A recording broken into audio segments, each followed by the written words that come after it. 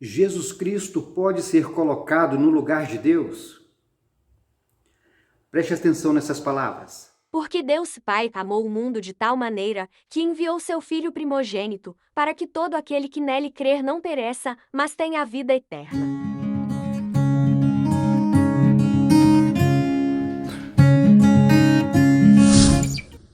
Parece claro que essas palavras estão falando de duas pessoas, não é mesmo? Está falando do Pai e do Filho. Meu nome é Salvador Machado e eu estou aqui para ajudar algumas pessoas a entender o mistério da Trindade. A Bíblia fala que as coisas aqui da terra é como sombra, é como reflexo do mundo espiritual. Tem até um ditado antigo que diz assim: o que está em cima é como o que está embaixo. Olhando por esse lado, olha como parece que fica mais fácil a gente compreender o que está acontecendo no mundo espiritual. Basta a gente olhar com um pouco mais de profundidade o que está acontecendo aqui, no mundo natural.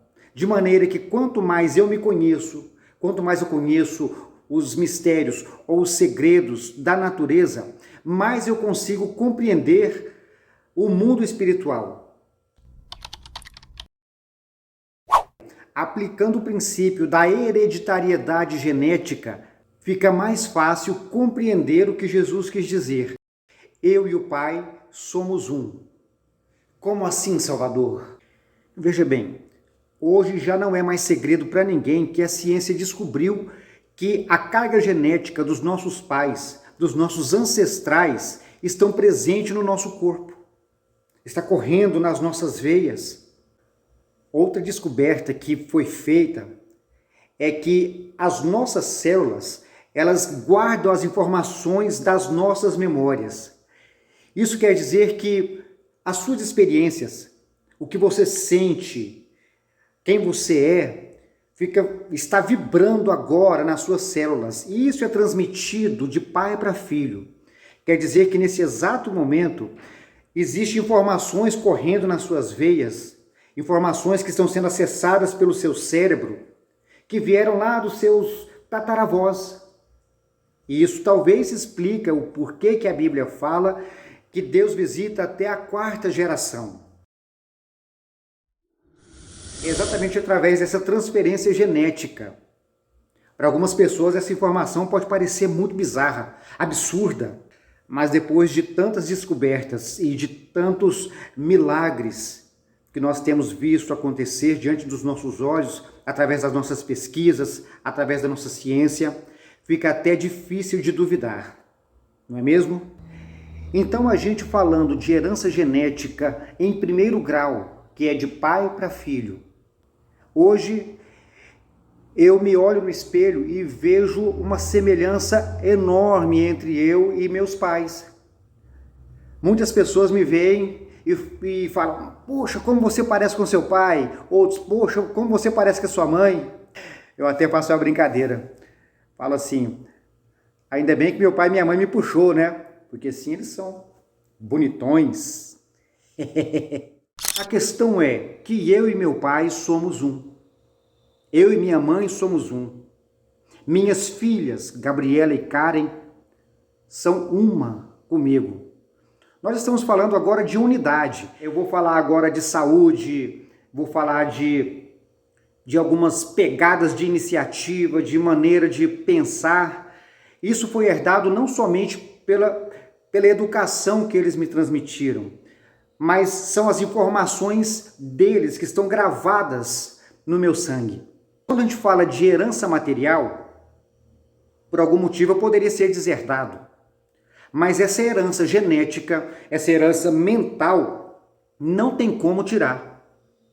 Eu e meu pai seremos um, eternamente um. Eu vou levar eternamente essa experiência que eu tive com os meus pais. Mas apesar da genética dos meus pais correr nas minhas veias, apesar de eu ser um com eles, através da educação e através dessa transferência de informações molecular, isso não quer dizer que eu seja eles. Eu não sou os meus pais. Eu continuo tendo a minha individualidade. E eu jamais posso representar o meu pai se ele não me der uma procuração. Eis a questão. Jesus disse que o Pai o enviou. Veja bem que Jesus está mostrando que o Pai está no controle total e que ele, Jesus, o Filho, está aqui representando o Pai. Ou seja, Deus Pai deu autorização, deu uma procuração para que o Filho pudesse trabalhar em nome dele. E aqui está um dos mistérios da Trindade. Embora o Pai, o Filho e o Espírito Santo sejam um, cada um deles tem a sua própria individualidade. Mas do mesmo jeito que eu tenho o poder de ser um ser humano por causa da genética que os meus pais me transferiram, Deus deu o poder para Jesus através da sua genética espiritual. Então Jesus também tem a sua individualidade. Tanto é que está escrito na Bíblia: o qual, havendo subido ao céu, reina à direita de Deus. A importância de ler a Bíblia é muito grande. Veja bem, nós temos o Antigo Testamento que conta a história do Deus Pai. O Deus Pai fez as suas amizades, ele teve os seus amigos, ele teve pessoas, homens, mulheres, segundo o seu coração. O Deus Pai teve a sua história e quem criou o mundo foi o Deus Pai. O Pai criou tudo e deu para o Filho. Um dia desses eu até passei por uma experiência interessante. Estava escutando uma rádio e a enquete da rádio dizia assim: quem era o homem que a Bíblia diz que era amigo de Deus? E muitas pessoas responderam que o amigo de Deus era Lázaro. Então eu falei, mas como assim? Como assim o amigo de Deus é Lázaro? A gente conversando sobre essa enquete, falaram, ora, o melhor amigo de Jesus não era Lázaro? Estamos chegando ao ponto de achar que Jesus é Deus, Jesus é o Pai. Lógico que Jesus, ele venceu também como Deus, mas ele não é o Pai.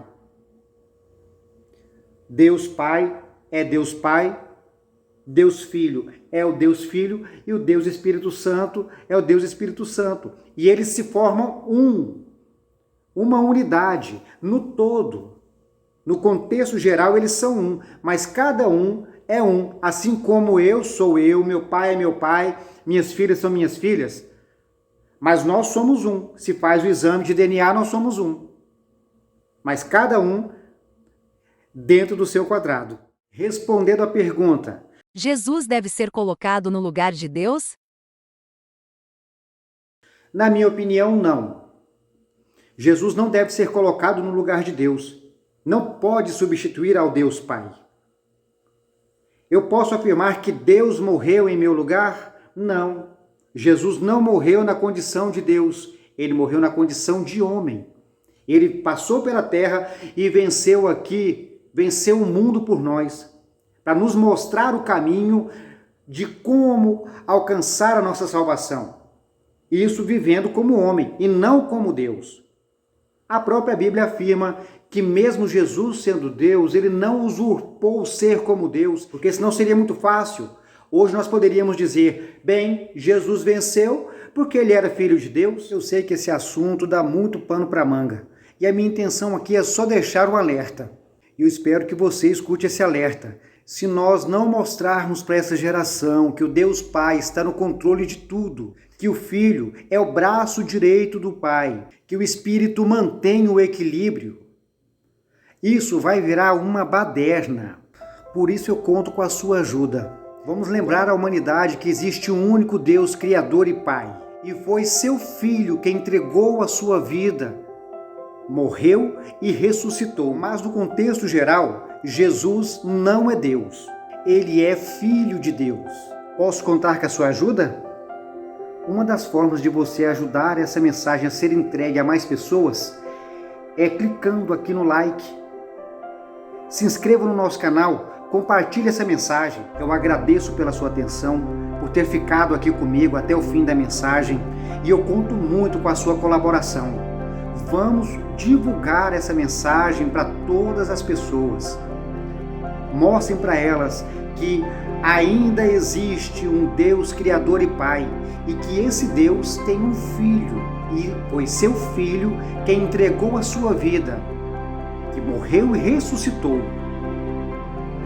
Até a próxima!